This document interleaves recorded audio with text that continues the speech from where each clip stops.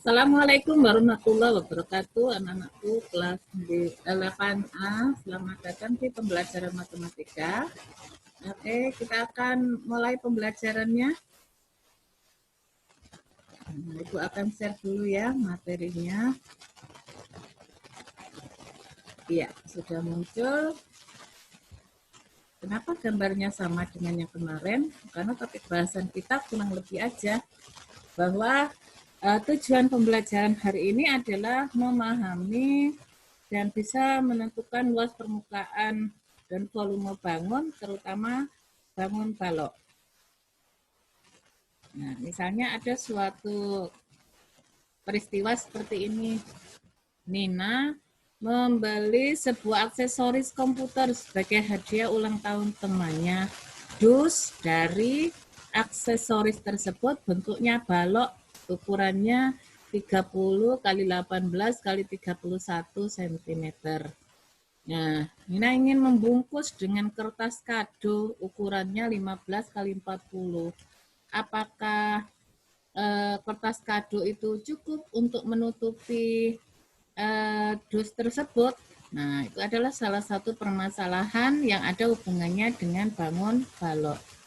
Baik, balok itu apa? Nah, bentuknya seperti ini. Bahwa bentukan balok itu mempunyai bidang, tempat ini ya, mempunyai rusuk, titik sudut, bidang, diagonal bidang, dan diagonal ruang. Lihat bagian-bagian dari panah-panahnya ini. Rusuk itu garisnya ini, semua ini yang membentuk garis ini namanya rusuk. Kalau pertemuan antar rusuk ini dinamakan titik sudut. Nah, ini titik sudutnya. Kemudian bidang itu adalah satu bagian tempat ini ya, antara rusuk dengan rusuk bertemu kemudian membentuk suatu tempat, itu namanya bidang. Nah, suatu saat kalau misalnya dia ditarik garis silang, dari satu bagian ini ditarik garis silang, maka dia akan membentuk diagonal. Ada diagonal ruang, ada diagonal bidang. Kalau bidang berarti satu bagian ini ditarik garis miring, kalau ruang berarti bagian dalamnya ditarik secara melintang. Nah, ini dinamakan bangun ruang. Nah, sekarang, ini bedakan ya antara titik sudut dengan rusuk. Bila kita ingin membuat kerangka balok yang ukurannya 8 cm, lebarnya 5 cm, dan 14 cm, maka kita memerlukan lidi 8 cm sebanyak 4 buah. Lidi 5 cm sebanyak 4 buah, dan lidi 4 cm sebanyak 4 buah. Kenapa masing-masing 4 buah? Karena setiap rusuknya ini kan ada 4, ukuran panjangnya kan 1, 2, 3, 4. Kemudian lebarnya yang miring ini 1, 2, 3, 4. Tingginya juga 4, 1, 2, 3, 4. Sehingga masing-masing itu ada 4 bagian yang ukurannya sesuai dengan yang diinginkan. Sehingga berapakah panjang seluruh lidi? 4 kali panjangnya tadi 8 cm, 4 kali lebarnya tadi 5 cm, ditambah 4 kali tingginya 4 cm, atau ditulis 4 kali 8 tambah 5 tambah 4, jadi 4 kali 17 sama dengan 68. Maka dari permasalahan ini kita bisa memasukkan ke dalam rumus bahwa jumlah panjang rusuk balok itu 4 kali P tambah 4 kali L tambah 4 kali T, atau 4 kali buka kurung P tambah L tambah T. Itu rumus untuk luas permukaan. Nah, sekarang kita membahas tentang diagonal bidang. Ingat bahwa diagonal bidang itu ada bagian terluarnya ini ditarik garis miring, itu namanya diagonal bidang. Nah, karena diagonal bidang itu nantinya akan membentuk segitiga siku, nah ini tandanya di sini segitiga siku, maka ya sesuai dengan rumusnya kalau ada segitiga siku kita menggunakan mengadopsi dari teorema Pythagoras, EB kuadrat sama dengan AE kuadrat ditambah BC kuadrat. Nah, sisi miring ini sama dengan sisi tegak dengan sisi datar itu dikuadratkan semuanya. Tuh, garis besarnya ya. Oke, sekarang bagaimana kalau permasalahannya dengan kubus? Sama dengan permasalahan yang tadi bahwa kubus itu akar dari P kuadrat ditambah L kuadrat ditambah T kuadrat. Kenapa tidak sama dengan bahasan yang tadi? Karena kalau balok kubus itu kan ukurannya sama, ya kan? Panjang, lebar, sisi tingginya sama. Sedangkan kalau balok tidak sama, sehingga tidak bisa mengadopsi dari rumus tadi.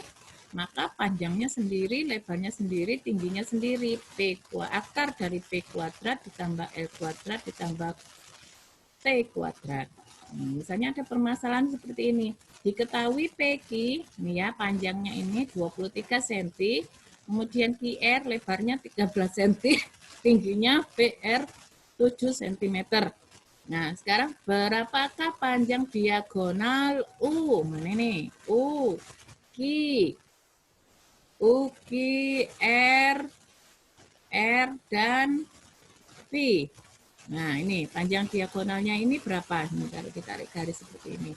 Nah, kita masukkan bahwa diketahui P-nya 23, L-nya 13, T-nya 7. Maka ketika ditanyakan rumus ini, bagian ini, berarti kita mengadopsi dulu ke rumus Pythagoras, yaitu L kuadrat ditambah T kuadrat. 13 kuadrat tambah 7, 169 tambah 49, akar dari 218. Sehingga panjang diagonal ruangnya, ini kan panjang diagonal seperti ini saja. Sedangkan kalau panjang diagonal berarti ruang, berarti yang bagian dalam ini P kuadrat ditambah L kuadrat tambah T kuadrat. Dimasukkan angkanya, hasilnya adalah 747. Atau kalau disederhanakan 3 akar 84 cm. Bisa dipahami ya? Oke. Sekarang kita masuk ke luas permukaan balok. Balok itu kalau misalnya dipecah bagiannya, maka jaring-jaringnya akan membentuk bangun seperti ini. Ya, ini adalah jaring-jaring bangun balok.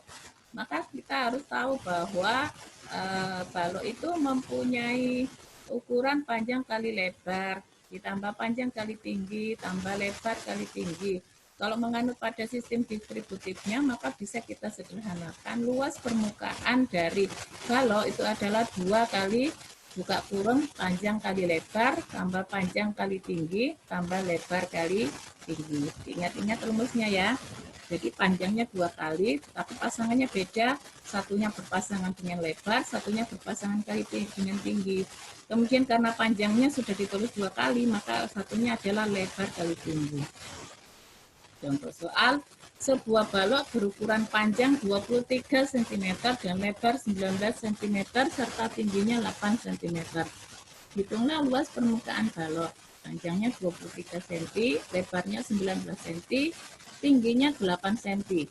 Sehingga ketika dimasukkan 23 kali 19 ditambah 23 kali 8 ditambah 19 kali 8 cm persegi. Karena luas permukaan ya.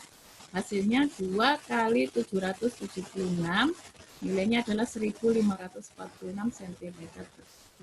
Bisa dipahami ya? Nah, sekarang kita masuk ke volume balok. Volume itu berarti ukurannya, isinya bagian dalam balok itu seperti apa. Karena balok itu memiliki panjang, memiliki lebar, dan memiliki tinggi. Mengadopsi dari bentukan seperti ini, maka rumus volume balok itu adalah panjang kali lebar kali tinggi. Ini, sehingga ketika diabsorpsi dalam soal, hitunglah volume balok yang berukuran panjang 29 cm kali lebar 12 cm dan tinggi 8 cm. Dimasukkan angka-angkanya, hasilnya adalah 2784 cm kubik. Kalau volume berarti pangkatnya 3, ini bacanya adalah cm kubik. Sekarang kalau misalnya ada permasalahan perubahan volume kubus atau balok jika rusuknya berubah. Jika ukuran garis-garisnya berubah seperti apa? Nah, ini kalau misalnya sebuah rusuk kubus 6 cm, panjang rusuknya diperpanjang menjadi 9, berarti kan tambah lebar, ya kan? Volumenya berapa? Kita harus masukkan dulu volume awal ketika kubus itu masih posisi mula-mula kan 6, nih 6 cm, berarti sisi pangkat 3 volumenya ya, berarti 6 pangkat 3 216. Kemudian diperbesar menjadi volume kedua, ukurannya 9 pangkat 3, hasilnya 720 cm 9. Karena kita harus menentukan selisihnya, berarti V2 kurangi V1 hasilnya 513 cm kubik. Nah, ini juga bisa kalian kerjakan nantinya, di foto, dikirim ke WA Ibu. Jadi kesimpulannya adalah jika panjang rusuk kubus, sebuah kubus 2 kali adalah K kali rusuk kubus pertama, maka volume kubus kedua adalah K pangkat 3 kali volume kubus pertama. Mudah-mudahan materi yang Ibu sampaikan bisa dipahami ya. Demikian pertemuan hari ini. Assalamualaikum warahmatullahi wabarakatuh.